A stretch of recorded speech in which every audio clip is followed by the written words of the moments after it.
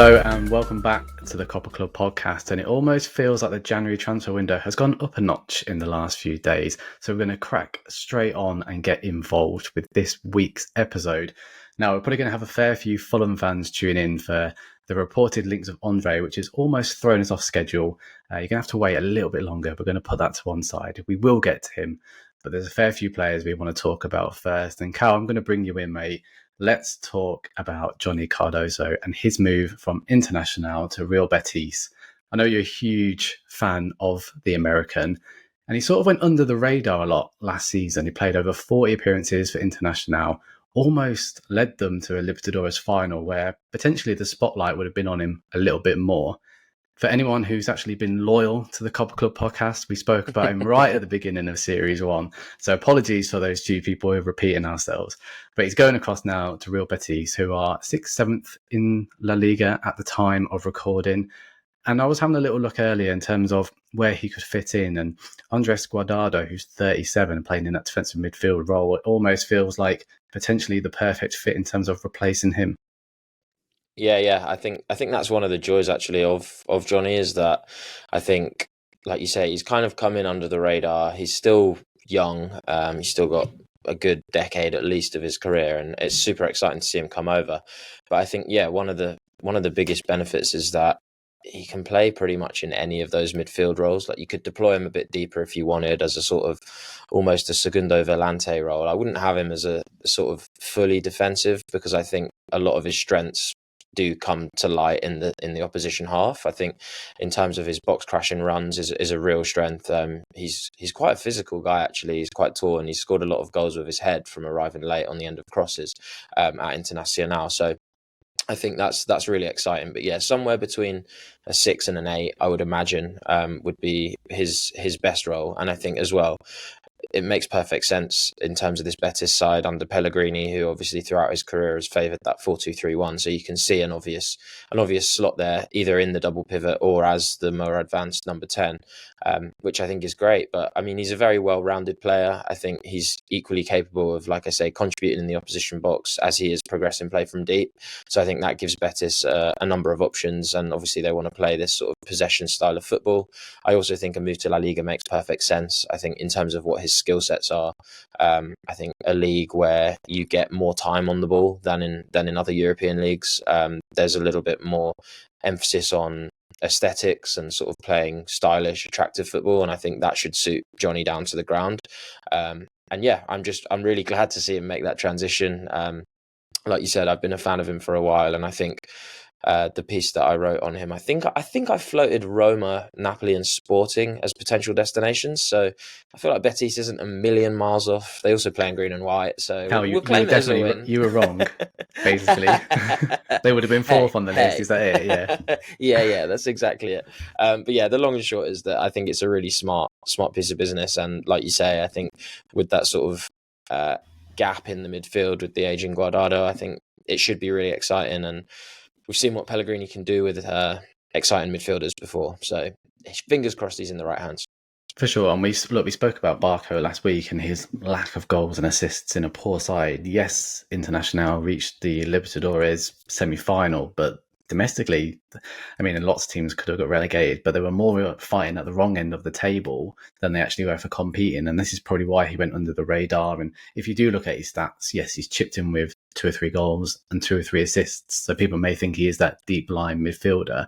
But as you said, like, really strong in the air, especially from set pieces. I think the majority of his goals over the last 2 or 3 seasons have come from corners. But what I like from him, from that defensive point of view, where he probably will come in and slot in for Betis in time, is such a smooth operator. Maybe this is from his experience with the US national team in terms of when he wins the ball back, like he's done it a few times by like just flicking it over a player's head and then doing the little Brazilian dive, so to speak, and then just picking himself up and not even getting involved with like the aggro, which a lot of Brazilian players do. He's very smooth and calm in possession and under the cosh, both in and out of possession. So I agree with you. It would be great to see that mix between that 6 to 8, and it'd be interesting to see if Betis are just going to slot him into that 4-5-1 formation, which they seem to have, and it's bringing them a lot of success. And if they move into Europa League again next season and finish like in the top 6 in La Liga, he's going to have the spotlight on him again for a potential move, and this is what we always talk about on the podcast, don't we? A little guinea pig for another move on to potentially the UK. So look, one to watch. Peter, has he caught your eye at all? Well, yeah, even when he made his debut, I think it was around 2020 when I was actually introduced more into the international senior side. I think even then he kind of turned heads a little bit, honestly, and I'm not really surprised where he's gone. I don't think he was ready for like a big move, and you said it yourself, he was really under the radar. But I think this is where he's being smart, very, very savvy in a way, because I think he would slide great to a defensive midfielder, which is a guy like Guido Rodriguez, and they could form a solid partnership because you have people like Isco in front of him. And I think in terms of stylistic profile, Cal said it already, he's very, I wouldn't say very physical, but he is quite physical enough, and I think that can only lead to a more balance in the way in that midfield, and it's a really good move. I think exactly nailed on that 8 to 10 maybe role is where I'd place him more, and I'm hoping to see more of him, honestly. I think he's probably going to start almost immediately. Yeah, 100%. Go on, Cal. I think as well, it's interesting timing, isn't it? I think I sort of anticipated him going maybe a window before, but I think with the US hosting the World Cup in 2 years and him trying to break into that men's national team alongside the likes of Tyler Adams, Weston McKennie, who are obviously already young but established internationals for their country, I think there maybe was an element of, and this is not to do any disservice to Brazil at all, but I think when he's competing with players in his national team that are playing in Europe already, it's probably easy for Berhalter to overlook him and go, oh, well, he's not playing at the same level as some of the other options. So I think this move over to Spain, if he can carry on that form and continue to show his qualities, I think he'll really be getting his foot in the door there. And I think once he's in and he gets to show that he's on a par with some of these talents, he can really spend the next year and a half staking a claim to be in that homecoming squad, I guess. I mean, bear also in mind that he, up until the International changed the managers, he started really rolling in some wins, albeit somewhat ugly. He was basically the shining light there. They were really poor. Even before Enner Valencia came in, he was the only one who was making a proper impression on everybody, and that's what, he was 21, 22 at that point. I think he still is. So it could only go up for him from here, unless he flops tremendously, which I can't really see. We've been really positive about most of the moves gone over him and praised them, whether that's the player's decision or the agents like Marcos Leonardo, Barco, obviously Cardoso, who we've just listed there. But the player I want to talk about next, I actually think it isn't a good move. So finally, we've got to one where we're going to probably maybe have a bit of a disagreement on, or be a bit negative towards.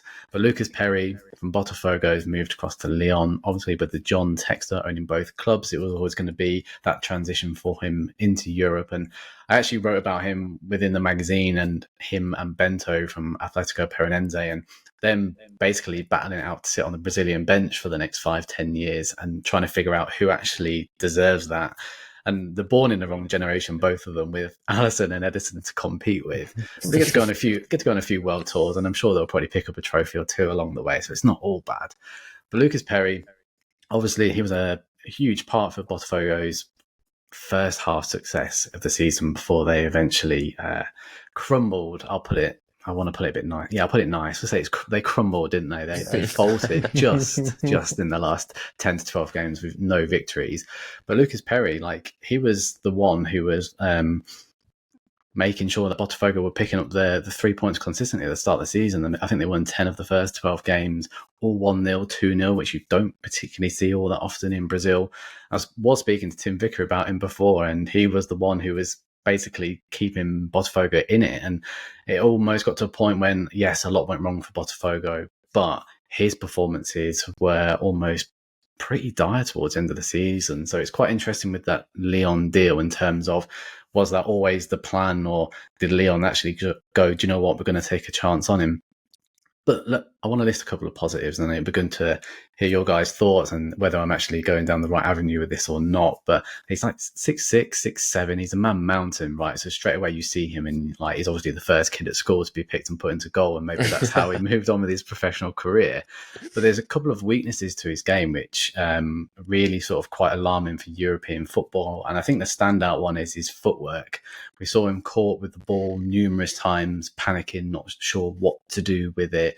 And this is why I was surprised when Denise picked him and called him up like he was never going to get in with two keepers ahead of him. But Denise was all about keepers being able to play with their feet, hence why he always picked Edison over Alice. But that landed him in trouble a few times, having to rush, clear it out, and often give away a couple of goals. And another aspect I really don't like about his play, I'm sorry, Perry, for picking on you here, but for his size and the way he reads the game, he never actually comes out more than his 6-yard box, even when one-on-ones are played through. He's not commanding like Bento. I'm really surprised that he hasn't been linked or had that opportunity yet, but he stays on his 6-yard box and sort of almost hopes for the best or puts the strike off by purely his size. And I think in Europe, like with clinical strikers, like that's not really going to bode well for him. So I think there are strong aspects to his game for the size of him. His reflexes are unbelievable for his 2 or 3 save combinations, which we saw save Botafogo time and time again. Like, I'm still quite surprised because he feels like it should be a lot more robotic. But like I said, his footwork, his ability to not judge a situation for one-on-ones, and also just like when strikers or attackers had the ball on the edge of the box and they were just looking to bend one into the far corner, he almost looked a little bit awkward diving to his left-hand side and letting a couple of really dodgy goals. The Bragantino one towards the end of the season comes to mind. So I think there are a lot of negatives to his play. I think he was a standout player for them in the first half of the season. And he's going to go and test himself in Lyon, but it's a completely different ball game. Either of you agree with me, or am I going down the wrong avenue here? It'd be interesting to hear your thoughts. No, I think similar sort of vibe to what you've said. I think it's, I mean, you look at Lyon, and I know obviously there's the connections there between Lyon and Botafogo, but it's not a great situation to be going in, really. But hey, maybe if they get a great shot stopper, which I think is probably the biggest strength of Perri. I think if you look at his numbers last season, he was responsible for preventing 6 more goals than expected, I think, in terms of outperforming his expected conceded goals. So in terms of pure shot prevention, or, well, yeah, keeping goals out of the net, he's good at that. But then I think that doesn't factor in, like you say, those hairy moments where for all the worldies that he saves, he then like ruins it all by losing the ball in his own box, which I think you just got to hope that Lyon have accounted for that. And I mean, having watched a bit of Lyon this season, it's not as if he's going to a team in France that are looking to play out religiously from the back. They're not one of the most possession dominant sides in the league. I think they're about mid-table for possession. So the hope would be that in Lucas Perri, they play to his strengths and they don't ask him to do much of that. But I think as well, sometimes like the direction that European football and football in general is travelling in, inevitably, if he wants to kick on from Lyon, there is going to come a time in his career in Europe where he is going to be asked to do that. And if he's not seen as being someone that's capable of that, then it might be a career that sort of stagnates at this level. Not that there's anything wrong with that. Playing football in Europe at that level is obviously a success of any career, but it's like you say, if he's to push on and really establish himself as the Brazilian third choice when Bento's around, I think that is a facet of his game that he's really going to need to develop. But I think I agree with you, Nath. I think the fact that Bento seems to have had little to no interest is surprising, because I think he was one of the standout keepers, if not the standout keeper, in Brazil last season. Yep, 100%. Pia, your thoughts? Yeah, I was actually going to pretty much echo your thoughts, although I do see some positives there. I think also I was really critical, I know. Yeah, but I felt like the podcast needed it. We were just too nice. Yeah, we were too nice. But no, I won't be so critical. I'm still going to remain nice. I doubted Marcus Leonardo when he went in and scored on his debut. I think I deserve to remain nice. So no, I was going to say that also account the fact that Lyon already have a keeper in Anthony Lopez, who's one of the better players, I'd say, because in terms of just goalkeeping, he's actually a really good keeper. So I think maybe the move there is kind of in hindsight a year down the drain. Maybe like Lyon do need finances, and if they have to sell someone like Lopez, even if he's 33 or 34 years of age, I believe he's 33, they still could generate some profit there. And Perri, if he's gotten under the mantle and gotten some learning under him, then and development, maybe he comes in then and chips in. But I do agree. I think not just coming out in general, his sweeping duties are very, like, he doesn't show confidence when he has to come out. He's conceded a couple of goals, I think, where he's come out and just not handled the ball properly, just kicked it away or just headed it away. I don't remember who exactly it was, but there was a goal where he was just chipped. Botafogo won that game, but the goal basically came from him coming out and not clearing the ball well. And in general, he's a very good shot stopper. His reflexes are very good. You mentioned it as well. I'm kind of repeating what you said. And the way he goes to ground and the way he kind of covers his angles is good. But at the same time, it's kind of, there's pluses and minuses where if you want to take a punt on the keeper, someone like Bentos feels like he has less negatives in a way. And yes, he kind of, Bento, tailed off a little bit at the end of the season, and maybe he would have been costing more, but feels like a better gamble, if I could say that. And I'm not really a fan of this move either. Yeah, that's when I was weighing it up when I was doing this debate to myself. I couldn't really see too many weaknesses to Bento's game compared to Perri. And obviously, look, he's going across to Lyon for that link. But this is the second time he's going to Europe. I don't know if you two know this, but he went on loan to Crystal Palace a few years ago, never made an appearance, and then went back. So you can look at that two ways, can't you, in terms of he's gone to Crystal Palace, someone's seen something there in his ability and he's just not been able to fit him or acclimatise or anything like that, or whether they brought him in and saw the same mistakes as what we're talking about now. Cal? Was that before the Textor stuff? Because obviously he has shares in Palace as well. Is that just a bizarre coincidence? That's actually a good shout, and I don't know if the answer to it. I think it was actually during Textor, and I was going to say that they probably trust him too much. Like, they feel there's something there and just want to keep going until they nail it. He either loves him or this is just money laundering at this point. If he goes on another deal, then we know, don't we? But look, definitely one I'm really interested to see how it works out. I hope he proves me wrong. I think he's a brilliant shot stopper in there. There's just a few question marks. And look, 2024, a lot of teams, I know Cowie said Lyon aren't the sort of team to play it out from the back, but most teams are moving that way in Europe, and I just hope he doesn't get caught out and does settle in at some point. We're going to go back to our favourite position, defensive midfielders. That's what we love. We're not here for the strikers, are we? And let's talk about Federico Redondo, who's recently been linked with, well, as of today for the recording, hence why we've thrown it in, but he's been linked for the move to Wolfsburg. And Callum, I know you were hot on this one. We've spoke about him a few times on the podcast, so let's not go into too much about who the player is. And I'm more intrigued to get both of your thoughts on, is Bundesliga the right step? Because he's one of the most composed defensive midfielders. I say defensive midfielders, I'm probably doing a bit of a disservice as we did when we spoke about Johnny. He is capable of moving up the pitch and likes to play those balls in and around to fullbacks, whether lofty balls over the top or wingers through. So look, he is a lot more than that. But he's really composed, isn't he? But going from Argentinian football to the Bundesliga, do you feel that's a good transition for him? I feel two ways about this one.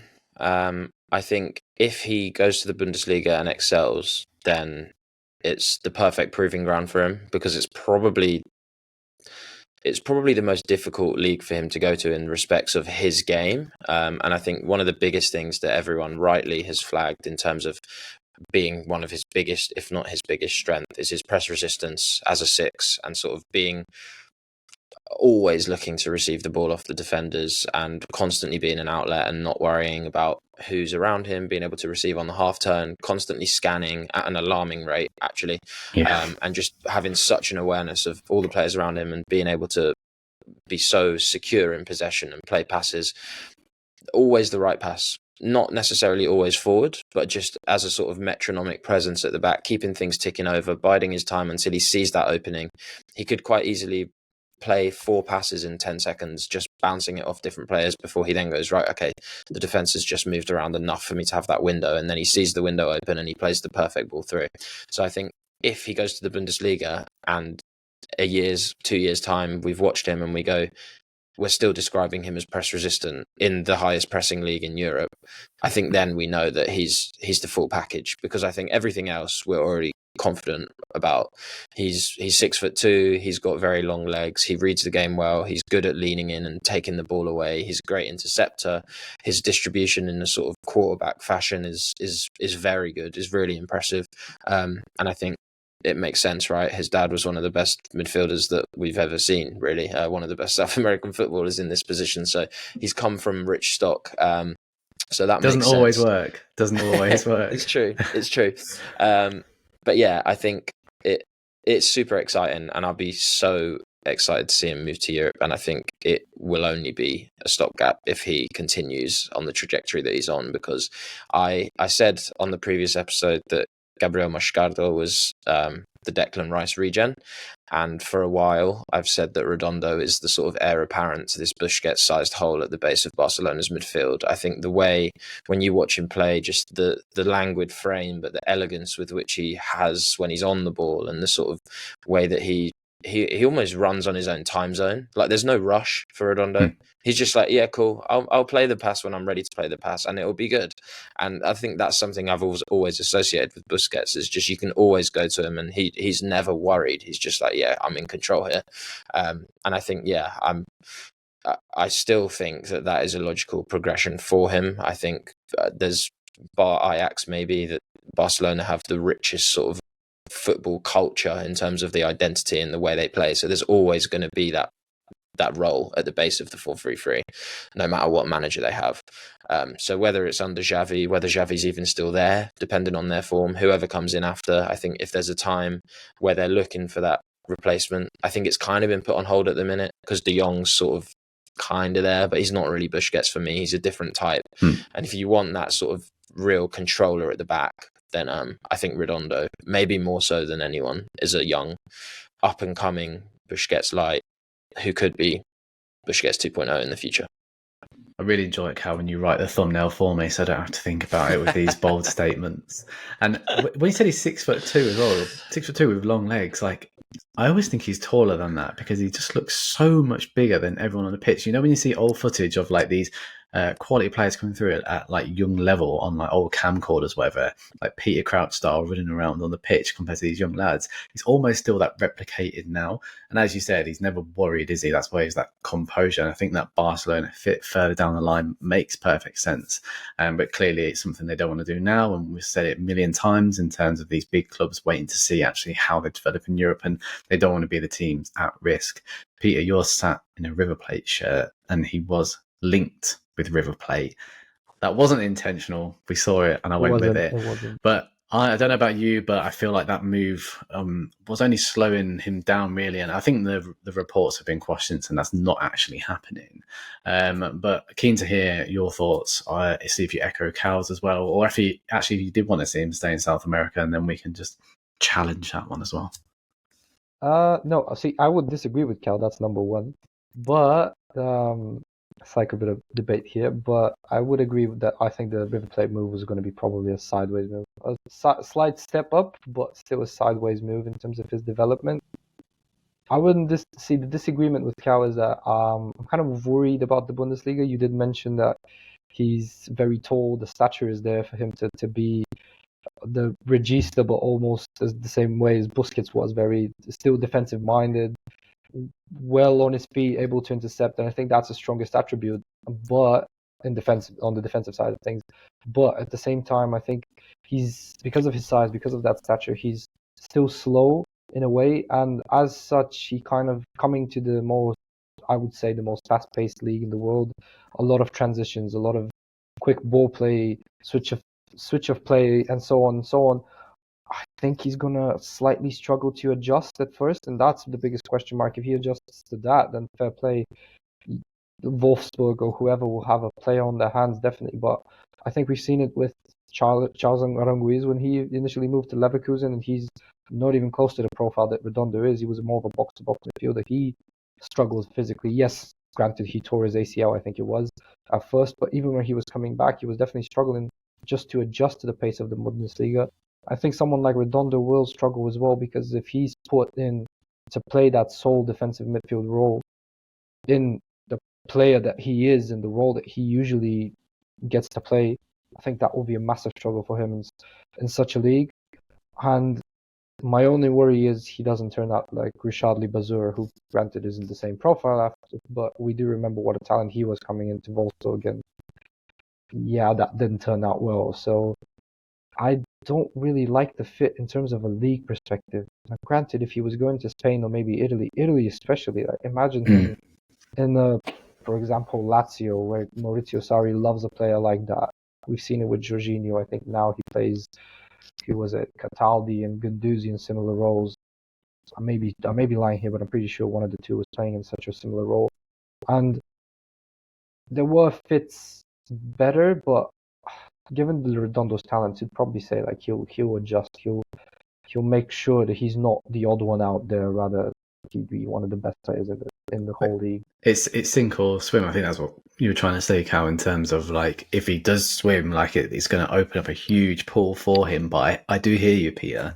I suppose the counter argument would be like, look, Bayer Leverkusen have had this amazing relationship with South American players and they've been diving into that pool for 10, 20 years plus, right, and pulled out some real gems. So like they are able, well, but then they've also ruined a few players. Paulinho probably being the latest, right? So it's good to see an appetite over there, and it'd be good to see more clubs going over and doing it because it's a little bit unheard of, isn't it?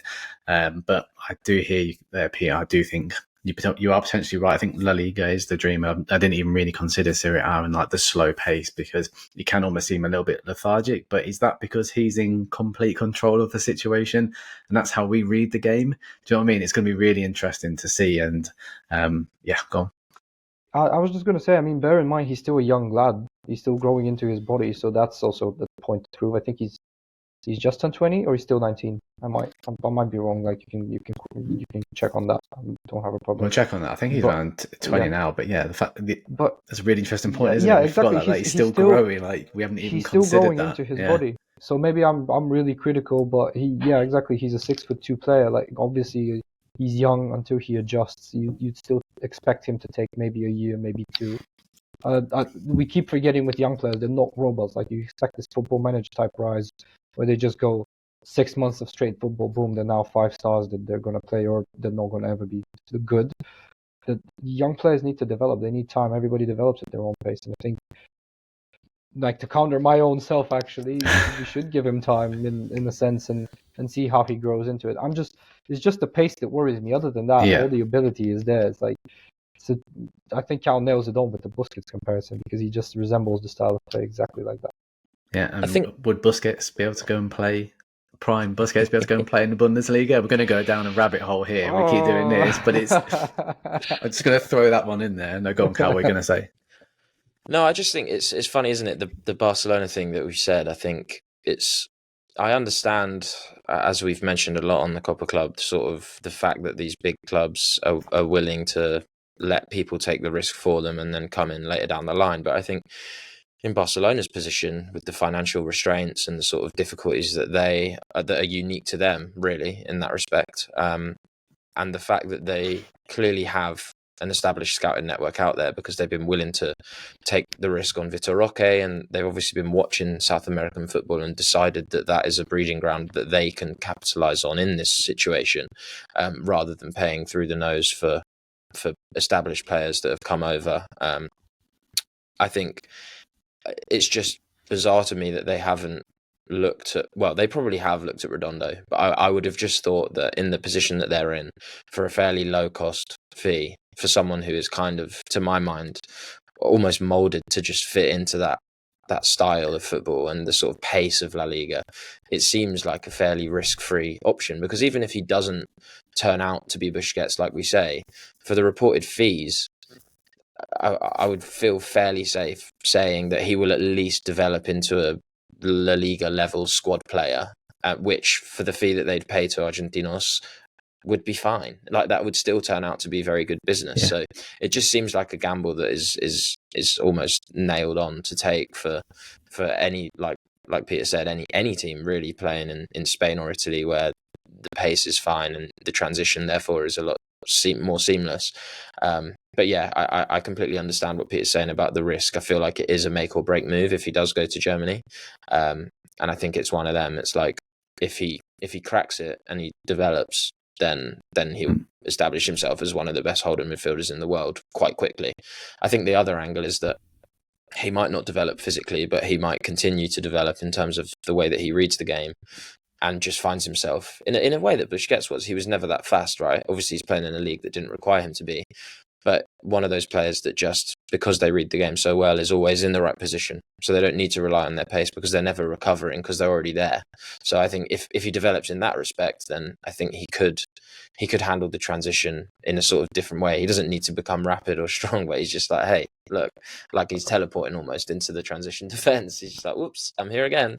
But yeah, I think it will be really intriguing. And part of me is like, no, sod it, just go to Spain and you'll be great. But then another part of me is like, you know what? It would be really fun to watch, but it'll be sad if it flops. What was that reported fee for him? Was it around 7-8 million euro? That's what I saw. Was that right? And then how much did they spend on Vitor Roque? Oh, a lot more than that. Was it 20, 25? Something like that? Or was it more? Exactly. More, Well, that's proving my point further, isn't it? In terms of like a fraction, a quarter, a fifth of the price. And I know they needed like a long-term replacement for Lewandowski, but then obviously we're looking here, they need a long-term replacement in the middle of the park as well. And for that sort of money, I'm sure Barcelona could have put something together, surely. Go on, Pete. I know you were itching to say something then. I was just going to go down the rabbit hole one more time, then we move on. Yeah, sure. We've got a lot of Fulham fans waiting. Yeah, Xabi Alonso was playing in the Bundesliga as well, so we can't really go with Busquets would have played, because if we slap Busquets in that Bayern side, it's the same, if not better, than Xabi Alonso, just because of the size and profile and way it plays. So yeah, that's actually very good. I might have, yeah. I just remember that, and I was like, I have to say it. We can finish there because we're just going to keep sparring out of control if not. But I think we can all agree we're massive fans. I think it's just a little case of like we want to make sure that the destination he goes to, he is going to thrive in it. We're at the half an hour mark, so either the Fulham fans need to wake up and they're going to join us for this part because we're going to talk about Fluminense's André. But at the same point, where have you been? Because we've been speaking about him for the last 6 to 8 months, maybe even longer on the podcast. And we ran an award competition on the Copper Club where 12 experts got together and voted for their best young domestic player. Peter and Callum both put André's top. And a couple of quotes from either just to add a little bit more flavour to the podcast. So, Peter, you said, André was the best Brazilian player in South America this year, and it's as simple as that. So I don't really need to build further on that, do I? You can back that up in a minute. And Cal, you said at the heart of the success has been the performances of André, a press-resistant first phase specialist. That was a mouthful. Who is as capable carrying a ball up the pitch as he is winning it back from an opponent. The young Brazilian boasts a profile that the European elite will surely have an interest in. Well, Fulham, you are European elite today with that £30 million bid. Who wants to open this one up? Because I know we spoke about him so many times. Let's talk a little bit about his profile first before we can slot him into that Fulham fit. Cal, I know you probably need a few seconds because you were desperate for him to move across to West Ham. So maybe we start with Peter because obviously you're such a fan of André. And let's talk about his last 12 months really and how successful he's been from lifting the Libertadores and getting his senior appearances in that Brazilian national team. It's been wonderful to see. Yeah, I mean, we met over my André article in anyway, so that's number one. We did look at it. The bromance has blossomed from André. And I didn't want André at Chelsea and like Cal with West Ham, so that's number 2 as well.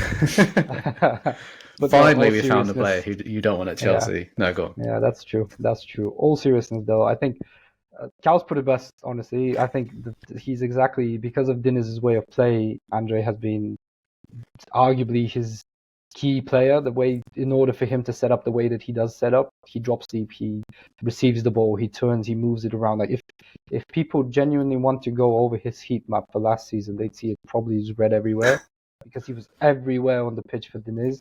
It was just that interesting. He was, when they were establishing a high line of press and were trying to win the ball high up the pitch, he was one of the first in the second zone of press that you'd want, and he was there trying to win the ball.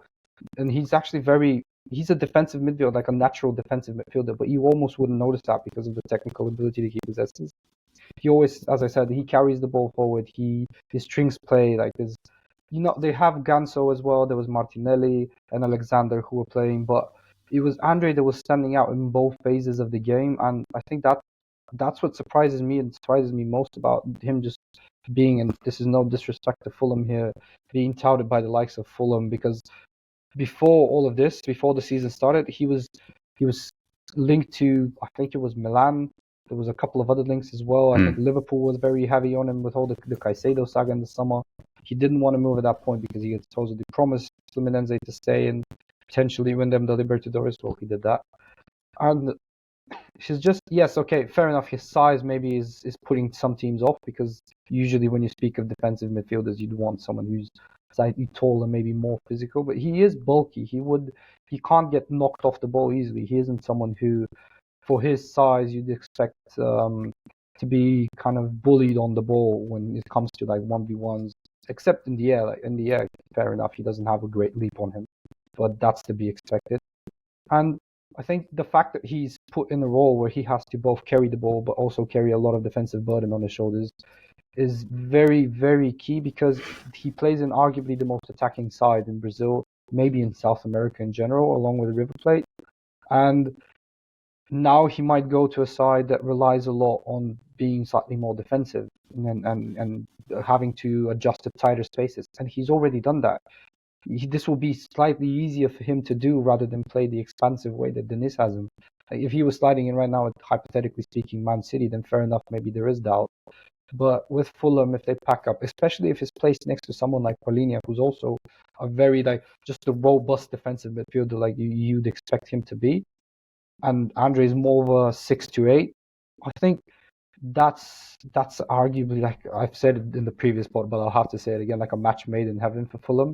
They'll have the ball carrying ability along with the defensive side covered, and yeah, I think it's a very, very good move. Very good move for Fulham indeed. And at the reported price, I think it's a no-brainer really. Like I'm just surprised other clubs haven't really. The fact that so many people have said like he's going to be replacing Casemiro for Brazil, and you're going to get Brazil's next best CM for 30 million in this market is just, it's just madness. And there's two things I wanted to address there, which you sort of spoke upon, to sort of just add the positivity around him. And in terms of, like, I'm not really a huge stat guy, but I think with Fluminense, you had to sort of dive into it because it was so intriguing. And he had the highest percentage pass completion rate across the whole Libertadores. And you think about, yes, there are different levels of opponents in that, but the way he, like you said, he takes the ball off the goalkeeper, basically transitions it up the pitch and has to play these risky balls, so to speak. He's not there playing it side to side. And in one of the latest Flu-Fla derbies, at half-time, his pass percentage was 100%. And like in a derby of him carrying the ball forward, he wasn't playing it safe. So when you see those sort of numbers, like, you have to take interest in them. And if we are to address the weakness in terms of, oh yeah, well, he is small for a defensive midfielder, I think that's such a naive thing to say about one of the best DMs in the world, because it's all about the way he positions himself. Like, he wouldn't have the stats and he wouldn't have the results he's had this season and going on to win the Libertadores, being like that key anchor in that massive role for Diniz, if his height was such an issue. It's more about the way he positions his body. He's really fast. He's really pacey in that position where he's trusted to push up and support the other midfielders. Like you said, it's also his job to get back. And also that's where, do you know what? He's got like 10, 11 yellows, but he's got 10 or 11 Brazilian yellows before the UK media try and put a spin on that to make out that he's going to pick up a load of yellow cards in the Premier League. And there will be that adaptation period. And like you said, there's no offence to Fulham there, but I thought he would be going higher. But at the same time, I think this could be a wonderful move for him if no one out of Fulham moves within that role and he can play that in that position. Cal, we're going to keep the love going for André, because obviously I know you're probably the biggest fan out of all of us, to be honest with you. So put the cherry on top for us. Yeah, well, I'm just jealous, and because obviously West Ham could do with another midfielder, but I won't go on that. What I will say is that I think Fulham, from the outside looking in, doesn't necessarily make, or doesn't at least look to make that much sense. But to excite some Fulham fans, what I will say is that I was doing some looking into the numbers earlier to sort of assess the fit, and one of the things I looked at was passes per minute of possession that a team has, and Fulham actually ranks 6th in the league for this, so it's kind of the speed at which they play. So they're averaging 15, which is only half a pass less than Tottenham, Liverpool and Man City, and a higher passing game than both Arsenal and Newcastle.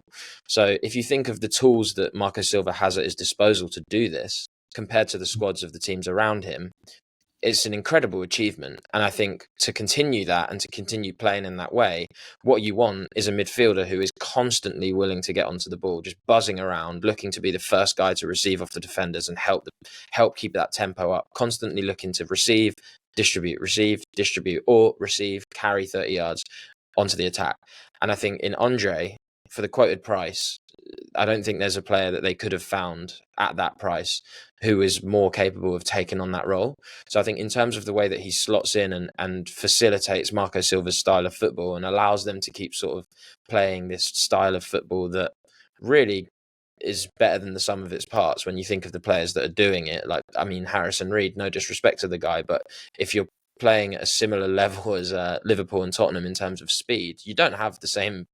I mean, there's a reason Harrison Reed's at Fulham, right? And he's not at one of those clubs. So bringing in someone like André, like you say, for as long as they can hold on to Palhinha, I don't think it would be any stretch to say that that would be one of the best double pivots in the Premier League. Certainly, probably the best outside of the top six, I would say, because Palhinha already is destined to head on to a Champions League side, and I think André will inevitably reach there at some point.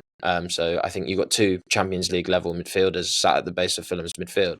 It's super exciting. And I think as well, another real bonus for Fulham is that despite his young age, he has already shown great confidence and aptitude in taking on leadership responsibilities as well. Like you say, in Deniz's side, like people wouldn't want to make the comparison between the Champions League and the Libertadores in terms of the quality, but in terms of the pressure, I'd argue that maybe the Libertadores is even a more high pressure situation because of the style, the culture of football, the fans, the stadiums that they play in, how hostile it can be.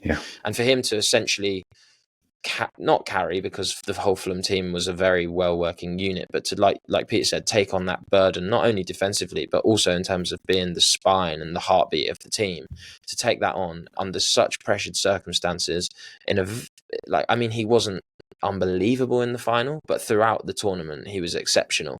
And I think, like I say, to bring in someone with that level of character, married with all his technical ability at such a young age for such a price is an incredible piece of business. And it pains me because I think I would love West Ham to get this over the line, but if Fulham do it, then it would be probably, I know we've got half a window to go, but it would be the deal of the window for me. I can't see anything trumping that. Okay, now I've got two thumbnails to choose from, haven't I? But I think something we haven't actually discussed, and it just came to my mind when you were talking there, in terms of like his leadership qualities and how confident he is. That Fluminense side was full of experience throughout it. All of those players were like 30 plus basically, but you've got players like Marcelo, and he was the one demanding the ball off him. And like, I think that shows like where he can go with his career, because he didn't drown in that environment. And yes, people can say, oh, it's Brazilian football, but you're still playing with such experienced heads, and he was the one within it who was the most demanding to get on the ball. And I think that speaks volumes. And not to make this about Nottingham Forest, but Danilo came across for 15-16 million from Palmeiras, and then in the last window Arsenal were asking about him, and obviously they can probably ask for 50-60 million, and he only came in January, right? So it was within like a 6-month period. Like, clubs are already going, oh, do you know what, we were interested in him, he's performed really well in the Premier League, let's get him now for 50-60 million. And Andre's obviously a step ahead of Danilo, and especially with like the fees double or a little bit more, 60% higher than what Forest paid for Palmeiras' Danilo at the time. What on earth is André going to go for? Because it's not out of the question that it could be 80-90 million plus, isn't it? Especially if he's Brazil's next best centre midfielder. So look, one to get very excited about, and hopefully that was worth the wait, Fulham fans.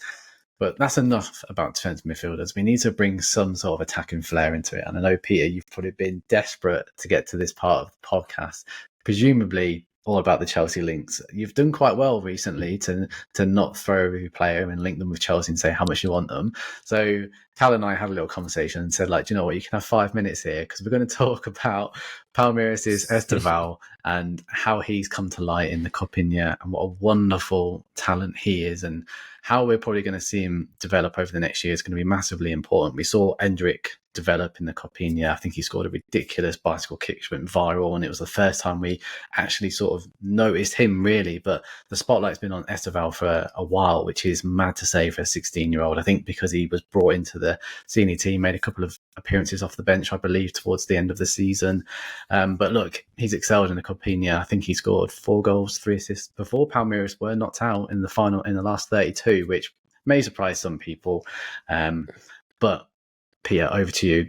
You can have the floor here. You can leave Chelsea out of it just for now. Let's just appreciate what a wonderful player he is for a 16-year-old. And look, we got excited when we actually debuted and opened this podcast. We were here talking about Vitor Roque. We were here talking about Endrick. We were here talking about Kendry Paez and saying like these were all going to be world-class players. It almost feels like we have another one added to that list. Well, I can easily go off that actually, is that when Endrick was blowing up, I remember a lot of Palmeiras fans were telling me that, yeah, we're going to probably have to sell him soon because he's really good. Like, he's really good. He's the next thing up. But wait till you see this kid. Obviously, I had to ask, who is this kid? And they kind of go, Messinho. And I was obviously when someone tells you that, you always take it with a grain of salt, and it's like, I thought it was clickbait. I thought it was clickbait. Yeah, how are you calling him Messinho? And he was like, look at Estevão, William. He's a better talent than Endrick. And yeah, I know they don't play in the same position, but really the hype with him was even before he had actually turned 16 and he'd actually kicked the ball in the Copinha, and anybody had actually seen him on a more bigger level. Like, I'd say the Copinha these days is an international stage for everybody keen to get on to South American football because it's just so widely accessible compared to the various different youth championships that I've had to endure watching, and it's been a massive trouble just finding anything relatable to watch over. But yeah, Estevão, phenomenal young talent. Like, it's, youth team that boasted at times Endrick and Luis Guilherme, for him to make his name there has already been very surprising to me.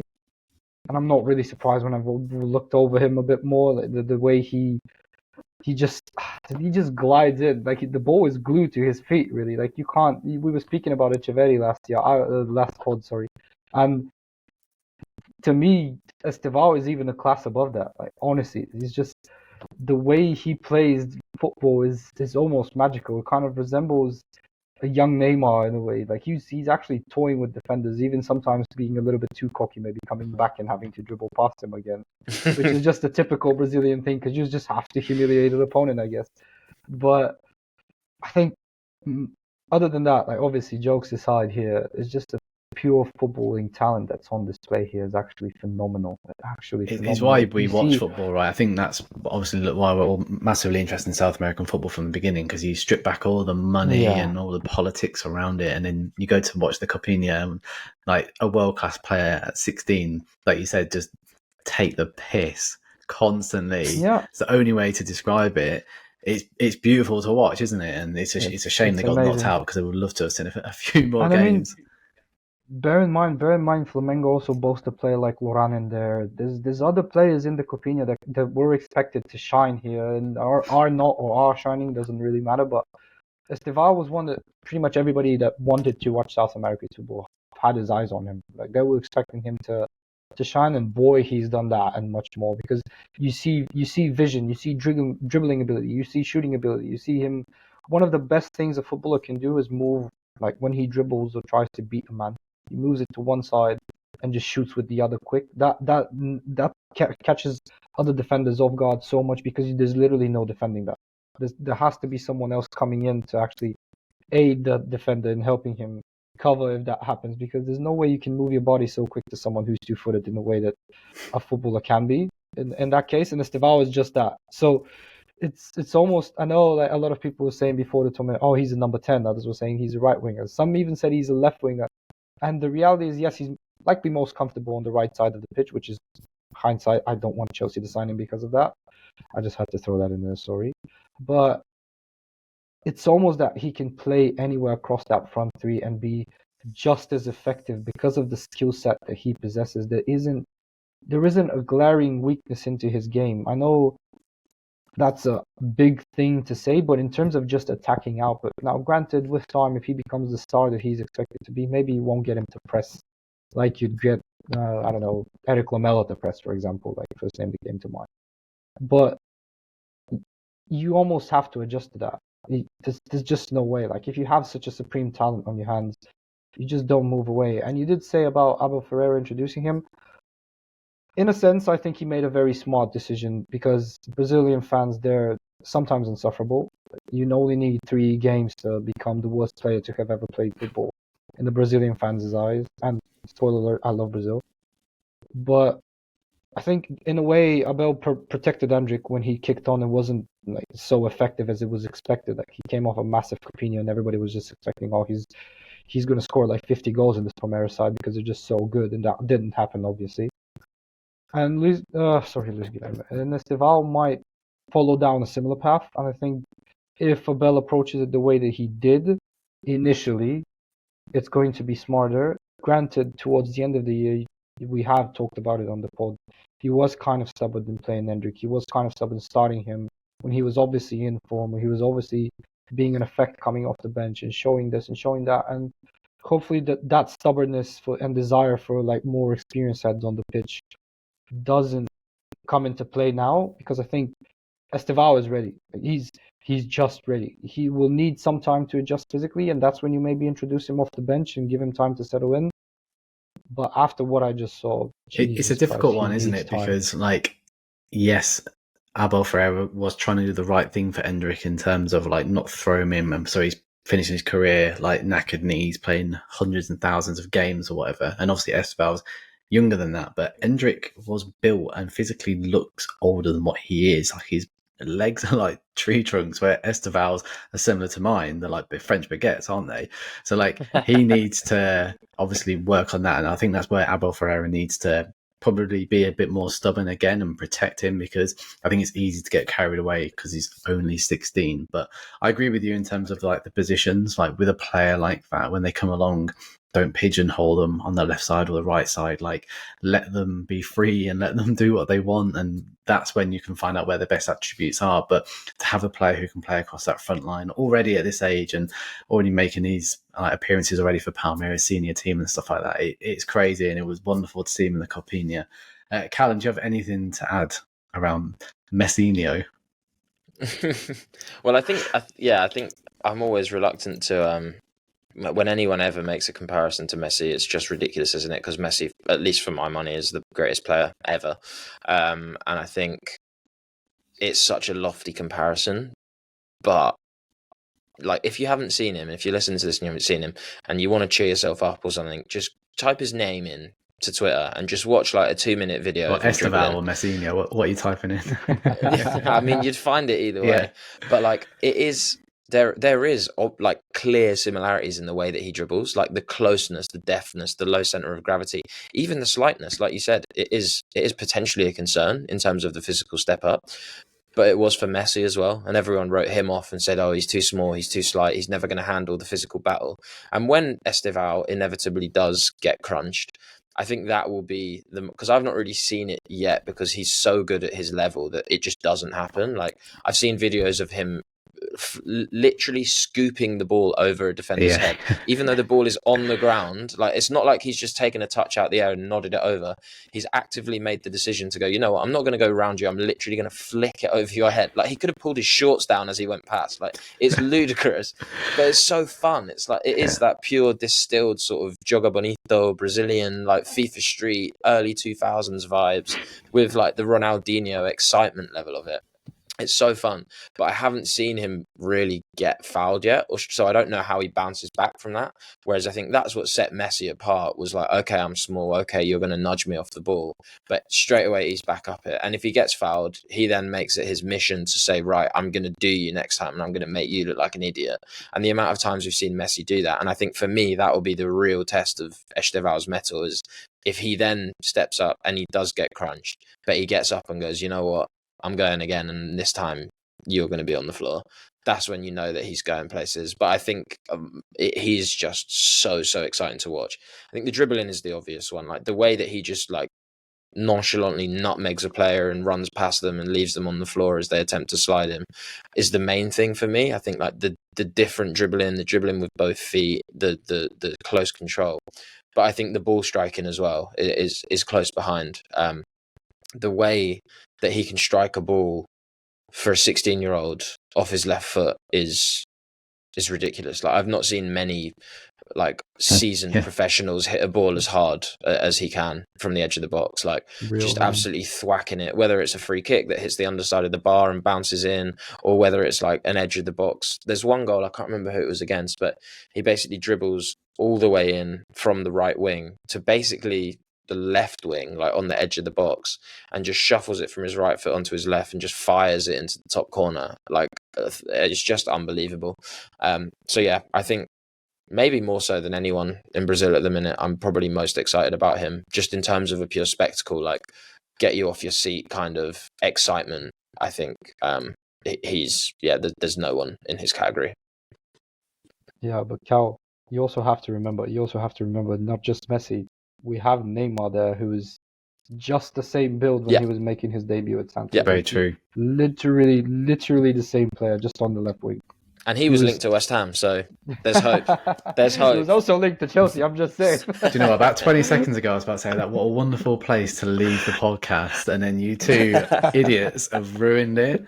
Look, we've run out of time. There was plenty more to discuss, but André's transfer to Fulham obviously took precedent. But look, once again, thank you, lads, for joining us on the podcast. Please do subscribe to our YouTube channel or sign up on Spotify and Apple. We are trying to be as everywhere as possible. But thanks for joining us, lads, and see you next time.